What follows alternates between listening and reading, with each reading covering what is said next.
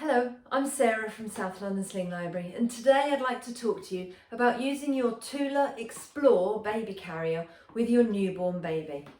I'm going to do a couple of things to start with to get my carrier set up to use. The first thing I'm going to do is I'm going to take this sleep hood and I'm going to remove it. I tend to find you don't need it for a newborn and it gets in the way, I find personally, a little bit. So the first thing I'm going to do is take it off. So on the inside of the carrier, you'll find it's just attached on little poppered straps. So I've already undone one side, I've cheated. I'm just going to undo the other side and pull it off. This is the Tula Explore Coast. So this has a mesh panel in the middle. That's what this big flare of colour is. If you have the standard Tula Explore rather than the mesh, it works in exactly the same way. So these instructions are still absolutely fine for you. The second thing I'm going to do to adjust my carrier for a newborn is I'm going to change the size of the seat at the waistband here. So by holding my carrier upside down by the waistband, just inside here, you've got some poppers and they have 3 poppers on each side. So I've already done this side, I've already made it smaller. So all you're going to do is unpopper those poppers on the waistband, slide the fabric along that piece of webbing and do it up so that you've got 1 popper done up on each side. Can I get that done up?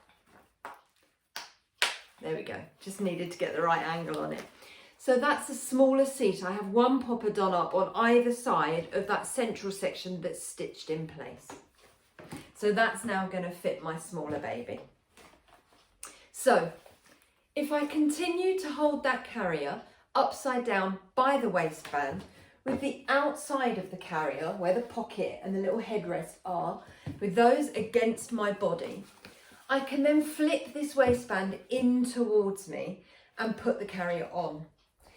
Now I want to put the carrier pretty high on my body. I'm going to be carrying a newborn size demo doll, so I don't really want my carrier down here. That's not where I want to carry my baby. So I'm going to put my carrier really quite high on my body.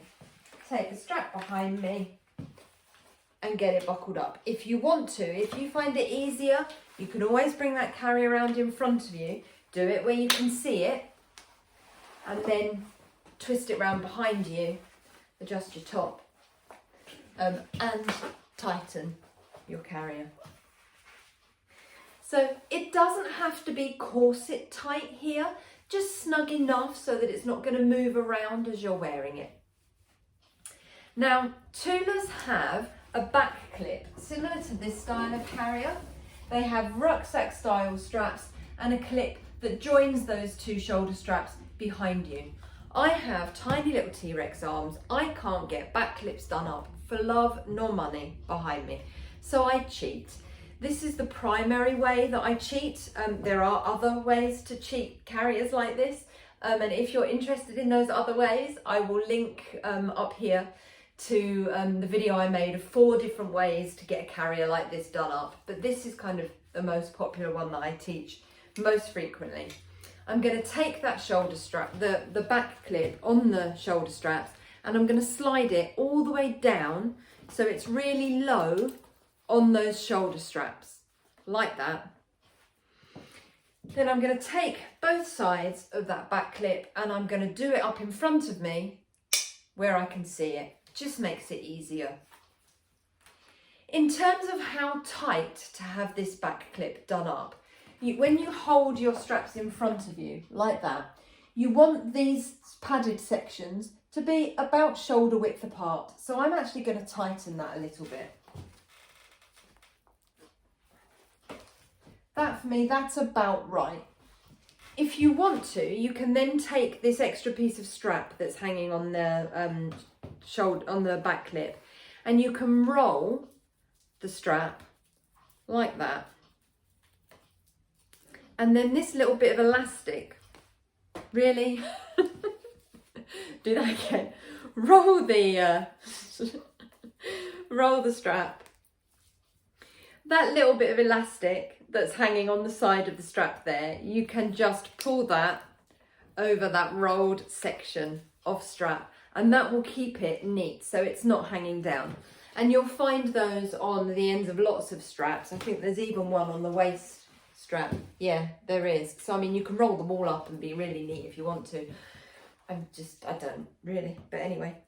So I've got that chest clip done up, that back clip done up already. My straps are about shoulder width apart. The other thing I'm going to do is make my shoulder straps really long, and this just makes it easier for me to put on. What I tend to like to do is get into the habit of closing that back clip and making my shoulder straps long when I take the baby out of the carrier. This means that next time you need to use it, you just buckle it around your waist and it's ready to go. So now I need my baby. So this is Jamie. Jamie is my newborn size demo doll. And all I'm going to do is I'm going to settle Jamie on my front in exactly the same place that I would hold a newborn of this age. And generally, newborns have their knees right up in front of them and their feet kind of tucked under their bottom. You may find that you need to squish your carrier to get it between your baby's feet. But once you've got it between your baby's feet, you can then just smooth it up your baby's back, like so. What happens when you do that, that carrier comes up to the nape of your baby's neck, and your back clip kind of rises and just sits in front of you there. You can then get hold of your back clip, pop it over your head, and put your arms in through the shoulder straps, just like putting on a jumper. To tighten this carrier, what I'm going to do is get hold of that webbing as it joins onto the front panel of the carrier there. I'm going to follow it backwards to the little extra bit of strap that's hanging down, and I can then pull down and forwards to tighten that strap. I'm not going to tighten it all the way yet. I'm then going to swap the hand supporting the baby, do exactly the same on the other side. So hold my webbing, follow it backwards to find my little extra piece of strap, pull down and forwards. And I'm starting to feel much more secure, so I can let go.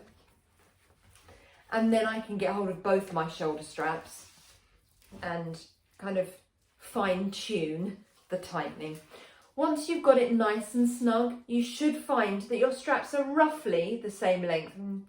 I can always, if I want to, I could loosen that a bit, tighten that. Yeah, they're about the same, aren't they? Roughly the same length. And if you wanted to, you can roll those straps, use that elastic to hold the strap in place. I'm going to leave them as they are. So, safety guidelines. The carrier comes just to the nape of Jamie's neck. That's all I need. Jamie's knees are higher than their bottom. So what happens is that encourages a beautiful natural curve to Jamie's spine. And when Jamie is relaxed, they'll just rest their head on my chest. If Jamie was nice and awake, they might pop their head back and look at me, in which case I would just pop my hand behind their head, talk to them, connect with them for a minute or two until they relax, at which point I can pop their head down onto my chest. Most head support comes from getting the base right. So where you've got them in that lovely knees up, bottom down position, they will naturally rest their head on your chest when they're not trying to communicate with you, trying to look at you. In terms of safety, the word to remember is ticks. You want to be able to tick all of your safety boxes, and you may have heard me talk about the ticks guidelines before. It's exactly the same safety guidelines in this carrier as in any other sling or baby carrier that you use. The T stands for tight. You want your baby to be held as tightly against you as if you were holding them in your arms. So you should be able to pop your hand on their head, to hold your head against their chest, do a little dip forward, and not feel their body weight pull away from you. The I stands for in view. You should be able to see your baby's face without moving any fabric or straps or opening the sling or anything like that. They should be visible at all times. The C stands for close enough to kiss. And this really is for those of us with breast tissue. It's about having the baby above that tissue on the firm part of your chest. If they're being carried by somebody who doesn't have breast tissue and they're carrying them slightly lower, then that's absolutely fine. If they're just out of kissing range, it's not a disaster at all. As long as you are confident that their airways are open and protected. The K stands for keeping baby's chin off baby's chest.